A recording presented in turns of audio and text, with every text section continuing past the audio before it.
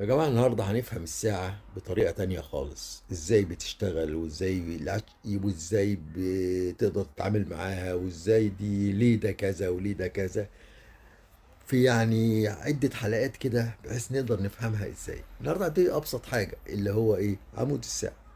انت بتتخيل عمود الساعة ده اللي انت شايفه ده حاجة عادية زي المسمار كده ولا بتاع؟ لا، ده مش مسمار، ده حاجة زي ما انت شايف كده، ليه تصميم خاص خالص، وليه حتت داخلة وحتت طالعة وحتت مربعة زي ما انت شايف، وحتت مدورة، وحتة رفيعة زي الإبرة في الأول. ايه ده ليه كده؟ وفي ترسين مهمين جدا. أول ترس اللي انت شايفه ده اللي هو الأزرق ده، اللي انت شايفه اهو دلوقتي في الأول ده، ده اسمه ترس الايه؟ البكرة. والتاني اسمه ترس الوقف الأحمر اللي انت شايفه ده، أو اللي احنا بنشوفه لما نحركه ده ترس الوقف. والتاني ده الأزرق اللي انت شايفه داخل ده اسمه ترس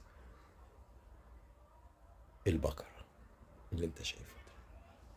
طيب، وهنقول ليه شكلهم كذا، وليه ليه ده كذا، وليه دي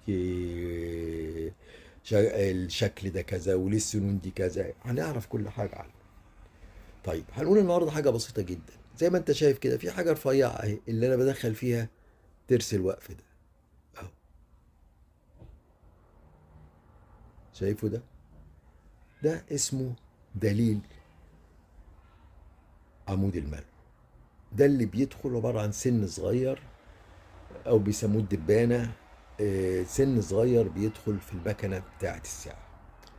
على فكرة أنا برضو بحب أشكر أستاذ شريف اللي هو يعني صديق عزيز ومحترم جدا، وعامل قناة اسمها فنون الساعات، من قناته الجميلة جدا، يعني أنا بحبها جدا واستفدت منه كتير في التسميات دي.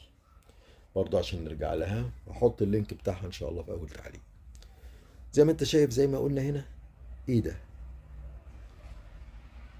ده اسمه دليل العمود. وده اللي بيدخل السن ده في المكنة نفسها، في فجوة في المكنة، بحيث يبقى ثابت العمود ده ما يروحش ويجي كتير.